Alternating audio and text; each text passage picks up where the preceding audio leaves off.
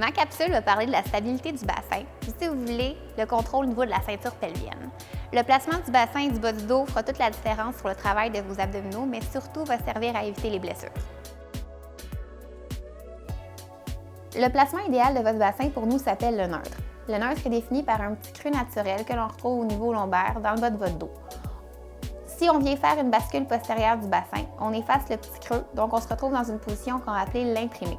Par contre, si on vient faire une bascule antérieure du bassin, le petit creux va augmenter et donc on va appeler cette position-là l'hyperextension lombaire, qui est une position qu'on va essayer d'éviter.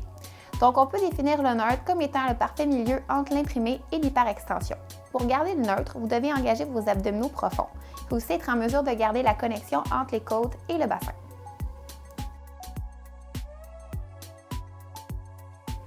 En position quadrupède, gardez en tête le placement optimal de la colonne.